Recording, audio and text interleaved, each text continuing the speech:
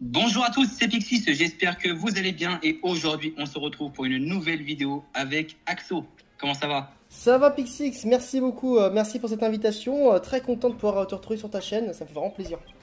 Eh oui, moi aussi ça me fait plaisir de te réinviter une nouvelle fois le Axo. Et aujourd'hui on va parler d'un sujet d'actualité, on va comparer les deux saisons, du coup koh les 4 terres origine et koh la revanche des 4 terres.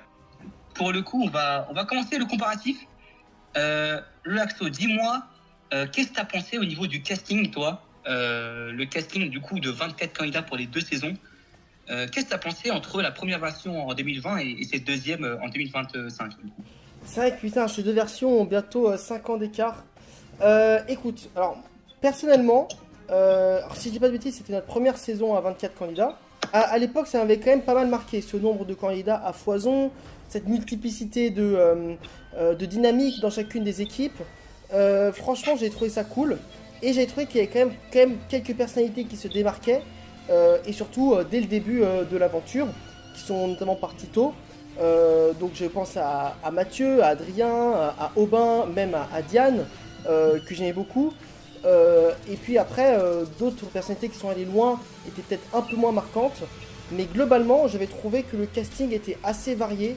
Je pense qu'on commençait à arriver dans cette période où koh prenait les aventuriers un petit peu pour leur métier. Ils trouvaient ça très marrant d'avoir une ostéricultrice apparemment, d'avoir un cheminot, un contrôleur de train ou que sais-je, un animateur radio. Donc je vois qu'ils avaient un peu fait cette tendance-là pour représenter les régions de France. Moi, c'était un casting que je trouvais globalement varié, assez diversifié et par contre, comme on le sait, assez sympathique dans l'ensemble, voire un peu trop. Ça a été l'un des reproches principaux qu'on a fait à cette saison. Toutefois, moi je me souviens, j'ai pas revu la saison depuis 2020 et pourtant j'ai des souvenirs assez distincts de chacun de ces aventuriers qui m'avaient fait m'impliquer dans la saison. Pour ce qui est de koh la revanche des 4 terres, je trouve qu'on a un casting très France TF1, c'est-à-dire vraiment, on essaye de répondre un petit peu au public qui regarde TF1 en majorité, un public plutôt rural, ou que sais-je, j'ai pas commencé à décrire trop de dispositifs socio-économiques, mais moi c'est pas quelque chose en tout cas qui me parle. Et puis pour le coup, il est, je trouve, beaucoup moins varié, beaucoup de sportifs, très peu de personnalités affirmées. Par exemple, je ne pense pas qu'une Gaëlle, bien qu'elle pense être une femme forte et très dynamique, n'ait pas une personnalité particulièrement écrasante. Et puis, dans l'ensemble, c'est un casting dans lequel je me suis beaucoup moins investi. Par contre, on note que des entre guillemets gros profils qui auraient pu aller peut-être loin, sont sortis assez tôt. Ce qui était original dans la saison. Mais après, on va dire que si c'est pour que les moins intéressants restent à la fin, un peu comme les armes secrètes, c'est pas non plus ça qui me fait vibrer et c'est ce qui s'est produit. Pour moi, un point directement au casting de koh 2020. Bah, le Axo, moi je vais te suivre et pourtant je suis pas un grand fan de cette première version, je pense que vous le savez. koh les 4 terres 2020, c'est pas vraiment la saison que je porte dans mon cœur. Et pourtant, voilà, je vais pas reprendre ce que tu as dit, mais je trouvais que le casting de la première version était un peu trop gentil. En soi, je trouvais qu'il y avait quand même des profils qui se ressemblaient pas mal. Mais on va dire qu'on avait eu un peu cette chance-là d'avoir jusqu'au bout les meilleurs profils. Hein, les Oui. Lola, Brice, Loïc, Alexandra même, hein, des profils un peu spécifiques et qui étaient les plus intéressants de la saison. Certes, pour moi, le déroulé de la saison n'a pas fait en sorte qu'il était le plus intéressant, mais au moins, le quart final à la fin, je dirais qu'on avait un peu de hype, on avait quand même nos favoris. Mmh. En Non, mais l'occurrence, pour cette saison-là, koh la revanche des 4 terres, pour moi, ça a été complètement l'inverse. Je trouvais que le casting en soi n'était pas mauvais. On avait quand même beaucoup de profils assez marquants, distingués, du genre Johanna, Adrien, Naïs, même Pierre-Marie, je trouvais qu'il avait quand même une belle facette. Même Jérôme Deslandes, dans le début de saison, était plutôt intéressant. Mais c'est-à-dire que plus tu avances dans la saison, plus ces profils-là sont éliminés ou, je dirais, s'écrase. s'effacent, se Ouais. créolisent. Ils deviennent créolisés, quoi. C'est-à-dire que c'est des profils qui ne deviennent même plus intéressants. Maël, franchement, Maël, quoi, inexistant. Gaël, incroyable. Claire, même si je la trouvais sympathique, elle n'est pas, pour moi, aussi marquante que ça. Et puis même le dernier finaliste, je l'ai carrément oublié, Jérôme Deslandes, quoi. Même lui, au début de la saison, je pensais que ça allait être un profil intéressant qui allait gagner au fur et à mesure de la saison. Plus on avance la saison, plus il perd de son estime, de son aura. Là, franchement, je donne le point à la première version des 4 terres, car pour moi, le casting des 4 terres est, on va dire, voire équivalent au casting de Koh-Lanta La Revanche. Mais contrairement à la revanche des 4 terres, les meilleurs profils vont jusqu'au bout, donc ça nous donne un meilleur aspect que pour la saison en 2025. Quoi. C'est compliqué pour moi. Ouais. Jérôme Le Catalan, qui est le cousin de Joueur du Grenier, hein. Je crois que je te l'avais déjà dit, Pixix, mais c'est marrant. Ah ouais, ouais. Je savais même pas. Ouais, voilà, c'est son cousin. Ok. Je pense qu'en parlant de casting, on peut directement enchaîner sur la personne qui gagne. La winner en l'occurrence des 2 saisons. Là, franchement, pour faire le comparatif, c'est vraiment parfait. Parce que d'un côté, t'as Alexandra, que tu n'imagines jamais gagner durant les premiers épisodes. Tu te dis vraiment c'est le profil underdog typique. Même moi, Pixie, j'avais la flemme que les Verts aillent au conseil. J'avais pas envie qu'ils y aillent parce que je savais qu'on allait perdre un conseil facile puisque ça allait être Alexandra qui allait être éliminée. Exactement. Et dans l'autre cas, t'as Gaëlle qui, franchement, dès les premiers épisodes, tu la sens arriver, venir à des kilomètres avec ce montage de femme forte qui fait du sport intensément, crossfit, musculation, on va dire, femme assez de nouvelle génération, on va dire, avec tous ces profils-là. Et tu la vois, au fur et à mesure des épisodes, tu le sens arriver et elle gagne forcément la saison. C'est un profil typiquement prévisible de gagnant de Koh-Lanta. Franchement, pour moi, tu as vraiment le jour et la nuit. Et là, forcément, c'est Alexandra qui prend le point. C'est la première version des 4 terres qui gagne, quoi, pour le coup. Alors, désolé, Pixie, j'ai été obligé de te suivre parce qu'au bout d'un moment, moi, j'adore les histoires d'underdog, j'adore les histoires d'outsiders. C'est pour ça que la victoire de Maud en 2019 est pour moi une fantastique victoire, comme plein d'autres dans Koh-Lanta. Et c'est vrai que c'est quand même rare d'avoir, par exemple, une finale où on se dit waouh, c'est serré, c'est 50-50 et tout. Pour le coup, c'était un peu le cas avec la finale de 2020. Franchement, qui aurait pu savoir si Brice ou Alexandra allaient gagner? C'était vraiment compliqué. Ça aurait pu même faire une égalité d'ailleurs. Mais du coup, Alexandra, on savait très bien que si elle allait au conseil, elle se faisait éliminer. Mais ce qui est incroyable avec elle, c'est qu'en plus, c'est elle qui se sauvait avec sa clutchitude dans les épreuves de réflexion, des puzzles, tout ça. Elle se distinguait pas mal dans ce genre d'épreuves, ce qui a permis à les tribus vertes d'éviter les conseils. Par contre, après, c'est vrai que c'est une candidate un petit peu, on va dire, loufoque, pas forcément très lucide surtout, mais elle a un petit côté attachant, elle a un petit côté, t'avais Alexandra dans la saison, quoi. Et évidemment, tu te disais, putain, mais elle est encore là, et évidemment, on s'y est fait, et puis on se dit, pourquoi pas, moi j'y croyais pas jusqu'au bout, mais écoute, j'étais très content qu'elle ait gagné parce que c'était une outsider. Gaëlle, comme tu l'as dit, une winner prévisible, qui succède elle-même à un vainqueur prévisible. Tu te dis non mais c'est trop gros pour que ça gagne. On n'est plus à l'époque, tu vois. Et si mec, ça gagne encore apparemment ce genre de profil, alors qu'ils nous avaient fait croire tout l'inverse dans les saisons d'avant, avec des Olga, avec des Nicolas, avec des Loïc aussi. Tu te dis putain c'est des winners obvious, ils vont pas gagner. C'était le cas. Là si, ça a gagné. Est-ce que Gaëlle est une mauvaise candidate? J'irai pas jusqu'à dire ça non plus. C'est vrai que niveau survie, c'est vrai qu'elle ravitaillait très bien le camp, et ça aussi c'est un aspect du jeu qu'il faut mettre en avant, parce que c'est pas pour qu'on ait des fans de Koh-Lanta qu'on doit mettre de côté ce truc-là, qui est un peu grand public et tout. Mais le problème principalement dans sa victoire a été son montage. En fait, ils nous l'ont vraiment servi sur une assiette en mode appréciez Gaëlle, aimez Gaëlle s'il vous plaît, mais aimez-la. Ils nous ont mendié l'amour pour Gaëlle, et ça c'était trop visible. Tous les candidats qui disaient que du bien d'elle, ça en faisait, c'était vraiment trop. Et puis en plus de ça, elle s'est pas démarquée dans les épreuves. Elle faisait genre la meuf qui était un petit peu déçue d'elle-même et tout, mais il n'y avait pas vraiment de remise en question parce que en fin de compte elle s'en foutait puisqu'elle était bien dans le jeu. Donc franchement, c'est pas une candidate qui m'a transversé, mais si je ne doute pas que ce soit une très sympathique personne. Mais elle m'a pas chamboulé et sa victoire me laisse clairement indifférent. En même temps, le finaliste me laisse encore plus indifférent, j'ai envie de te dire. Donc voilà. Franchement, le point là aussi pour moi il va aux 4 terres.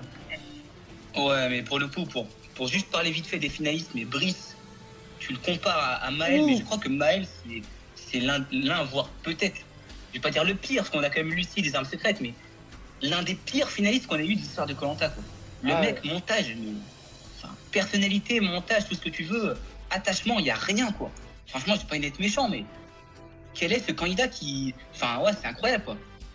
Vraiment, c'est pour moi des profils qui vont jusqu'au bout. C'était en mode, qui croient pas, quoi.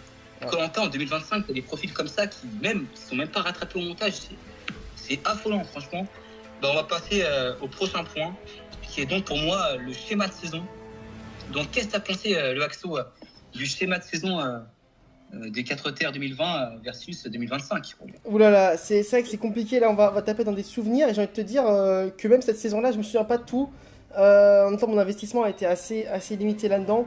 Comme je te dis, moi j'ai eu un début de saison dans la saison 25 qui n'était pas inintéressant avec des éliminations plutôt marquantes dès le début. Enfin, marquantes, voilà, on n'est pas non plus sur des gros blindside d'entrée de jeu. Mais du coup, oui, le début j'ai trouvé ça pas trop mal. Et en fait, comme j'ai dit, avec les éliminations des gros candidats, ça s'est rapidement essoufflé.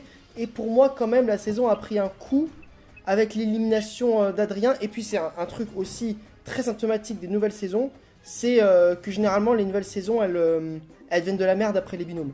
En fait, j'ai l'impression vraiment que les binômes achèvent définitivement une saison. Par contre, je tiens à souligner quelque chose, c'est l'élimination aux ambassadeurs. Alors là, pour le coup, si on doit comparer élimination par élimination, l'élimination des ambassadeurs fout une drill aux 4 terres de 2020. Oui. Une tempête, ça y a pas de galère. Maxime hyper stylé, le mec part, tape dans l'arbre et tout. On se croirait vraiment à l'époque les bonnes grosses anciennes éliminations ambassadeurs bien rageantes et tout, bien ouf.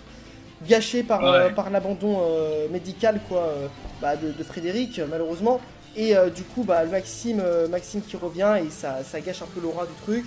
Mais en même temps je t'ai dit que le point fort de la saison c'était les éliminations du début qui étaient un petit peu surprenantes. Même l'élimination de Roman en fin de compte hyper violente. Vraiment vu une élimination violente comme ça. Mais en même temps, les Koh-Lanta, les 4 terres, en fait, t'as des blindsigns, t'as le blindside de Mathieu qui est l'un des meilleurs blindsigns de l'ère à excès à la Roche-Joubert en fait. Limite, je veux dire, quand t'as cette élimination-là, dès le début comme ça, avec Aubin qui joue le collier et tout, ça c'était incroyable avec le triple conseil, c'était ouf. Donc, au niveau du schéma de saison, je trouve que les 4 terres, ils s'en étaient pas trop mal sortis. Il y a tout le Clora autour de la saison, autour de BK, etc. C'est vrai qu'en plus, la sortie de BK, la façon dont il a été éliminé, ça rajoute quand même de l'ampleur, on va dire, à la storyline complète de Koh-Lanta les 4 terres. Mais après, c'est vrai que j'ai un souvenir quand même des épisodes avant la finale, ça s'est soufflé un petit peu. Les éliminations de Dava, les éliminations de Fabrice, ça peut être un peu poussif.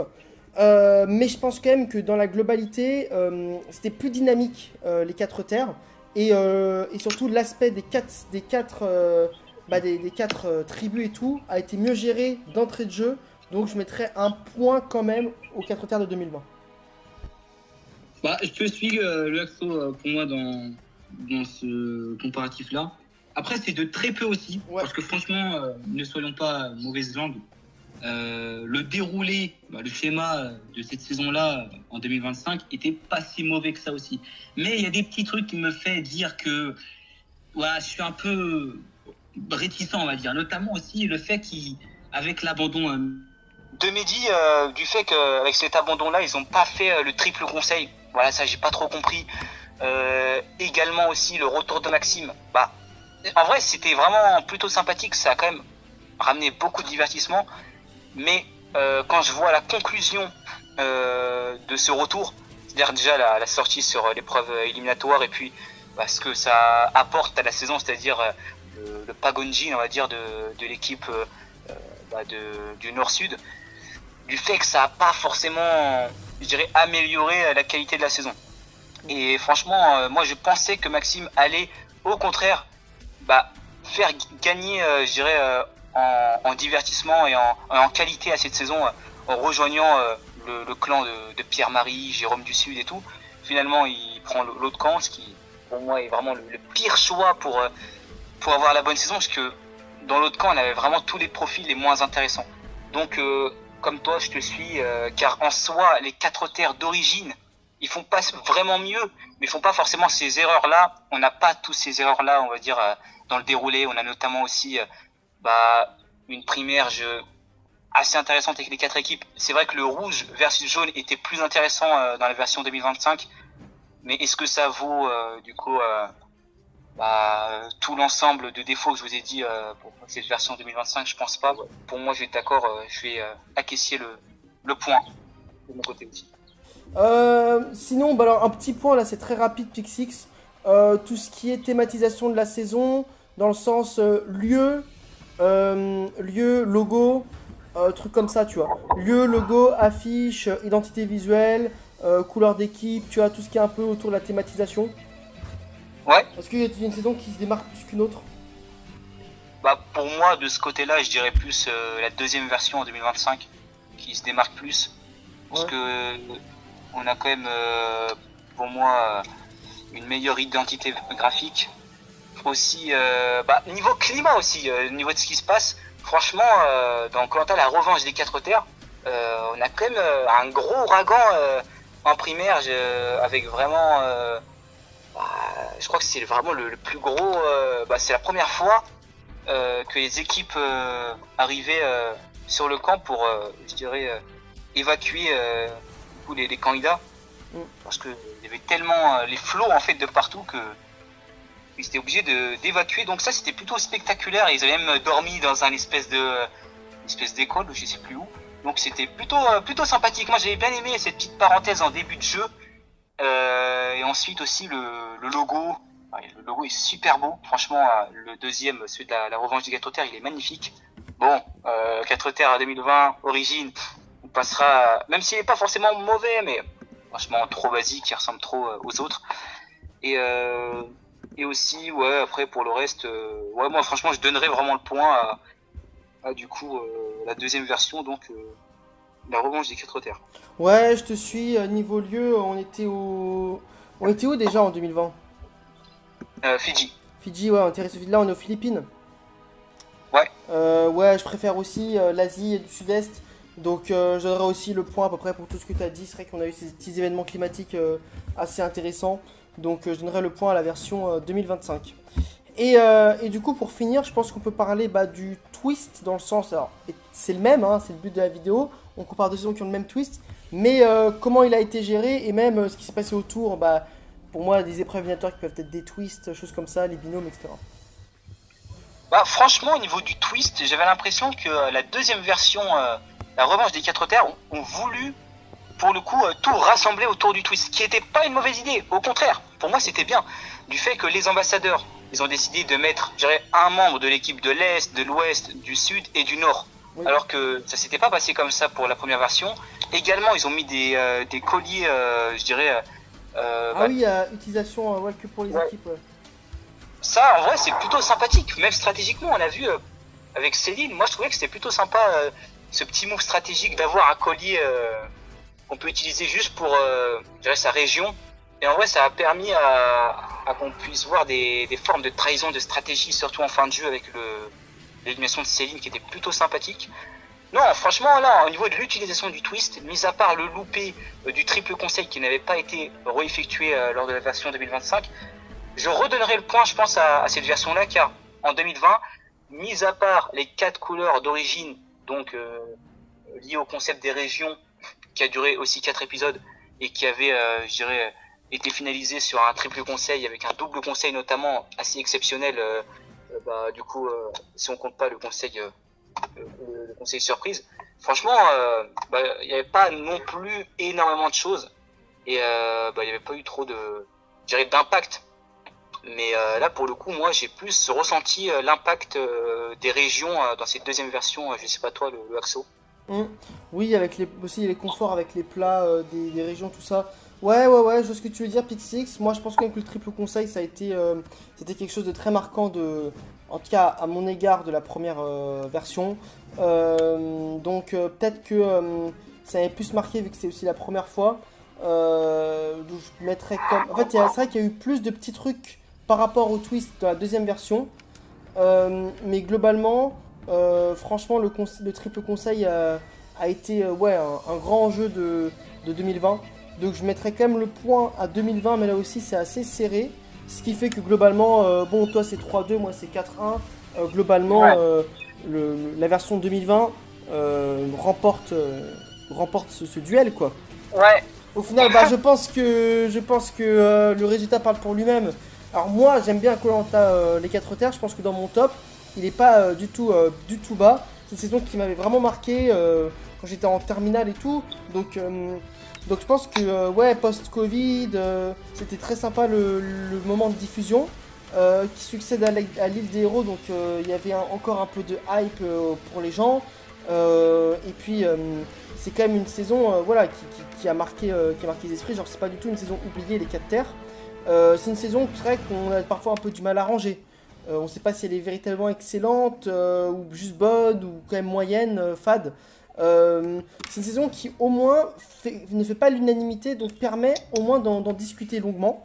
Mais c'est une saison que j'apprécie amplement plus que cette nouvelle saison, qui succède elle-même à une saison très mid, avec un casting qui ne m'intéressait pas, et avec un déroulé final et une finalité, encore une fois, très moyenne. Donc je pense apprécier Koh-Lanta les 4 terres 2020, qui est une saison d'ailleurs que j'apprécie. Donc c'est pas juste que je l'aime plus que 2025, c'est vraiment une saison que j'aime bien. Ok. Et bah moi franchement, déjà que je suis pas trop fan de la première version dont tu as parlé là, Koh-Lanta les 4 terres 2020. Et bah franchement là cette deuxième version Koh-Lanta la revanche des 4 terres en 2025, c'est vraiment une déception quoi. Franchement, parce que moi le début, déjà que j'étais pas trop dedans honnêtement, mais ça c'est pas à cause de la saison en elle-même, c'est juste que moi j'avais trop le temps et j'étais pas trop dans Koh-Lanta à ce moment-là. Mais franchement ce que je voyais ça me plaisait quoi. Il y avait beaucoup de moments stratégiques, il y avait quand même beaucoup de moments intéressants, des candidats très potentiellement marquants comme Adrien, Johanna, Andrea, même si je suis vraiment pas fan, même les deux Jérôme ou même voilà Pierre-Marie qui avait l'air vraiment intéressant stratégiquement et tout. Mais franchement, ça m'énerve parce que c'est vraiment le typique, je dirais, schéma de saison qui m'agace du fait que le début est bien, il est encourageant et plus t'avances dans la saison, et comme tu l'as dit, le passage des binômes qui achève la saison, et franchement à partir de cet épisode des binômes, plus le fait qu'ils ont coupé des épisodes en deux et tout, c'était un calvaire. J'avais du mal à terminer la saison. La finale, pour la première fois en tant que fan de Koh-Lanta, je n'ai pas regardé la finale en direct. Je l'ai regardé en replay, j'ai passé le prime et tout. Franchement, c'était pas bon quoi. C'était vraiment pas bon. C'est une saison qui pour moi fait partie des plus mauvaises de Koh-Lanta et pourtant ça partait très bien. Et honnêtement, t'as juste tous les moins intéressants à la finale, les moins intéressants jusqu'à la fin, et pour moi ça dénote tellement de Koh-Lanta les 4 terres d'origine, qui était de base une saison que j'appréciais pas trop subjectivement, mais je suis obligé de reconnaître que Koh-Lanta la revanche des 4 terres est moins bien que Koh-Lanta les 4 terres d'origine. Franchement là, et puis même j'aurais trouvé ça plutôt sympathique on va dire, et ça aurait un peu rattrapé la saison que Jérôme du Sud gagne la saison, mais même pas la finale en elle-même, le F2, n'ayons pas peur des termes. Disons-le, c'est peut-être la pire finale de l'histoire de Koh-Lanta. Franchement, hein. Déjà que moi de base je suis pas fan de Delphine Isabelle, mais là, Gaël Maël, un calvaire. Franchement, c'est pas toi le Axo, mais enfin je sais très bien, mais mais voilà, si tu veux le dire. Non, forcément, voilà, on sait que du coup il n'y aura pas de saison en 2025, pas de nouvelle saison en 2025. On retrouvera Koh-Lanta l'année prochaine. Maintenant, on va voir à quelle place véritablement la saison s'inscrit dans l'histoire et dans les airs de Koh-Lanta. On laisse encore un petit peu peut-être une saison à Koh-Lanta pour essayer de se rattraper des deux calvaires qu'on a eu. Enfin, calvaire, je suis méchant de dire ça, mais des deux saisons, on va dire, très moyennes, très en dessous des attentes qu'on a eu les deux dernières fois. Mais en effet, malheureusement, les Koh-Lanta, la revanche des 4 terres, ne sera pas une saison qui aura marqué l'histoire du jeu, marqué l'histoire du programme. Et on attend beaucoup plus quand même de Koh-Lanta à l'avenir. C'est vrai que ça fait beaucoup de saisons de suite. Après, restons pas entièrement pessimistes. Voyons voir ce que ça donnera en 2026. Souvent, quand ils font un retour après un an de pause, c'est pas mal. Donc, on verra bien ce que ça donne. En tout cas, je ne revisionnerai pas la saison de sitôt, même si quelques aventuriers étaient intéressants. Et que voilà, j'espère qu'ils ont pris du plaisir à eux participer à la saison. C'est principal. Moi, c'était un plaisir de tourner cette vidéo avec toi, Pixix. C'était quand même cool de se faire quand même un petit bilan de saison de façon un petit peu voilà, différent. Et en espérant que bah, du coup, on puisse se retrouver très bientôt pour parler à nouveau d'un Koh-Lanta Prime. Hein.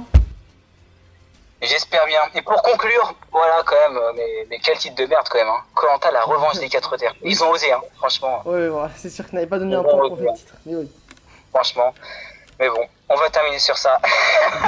Allez, moi je vous dis à la prochaine pour de prochaines vidéos. Allez, salut! Ciao!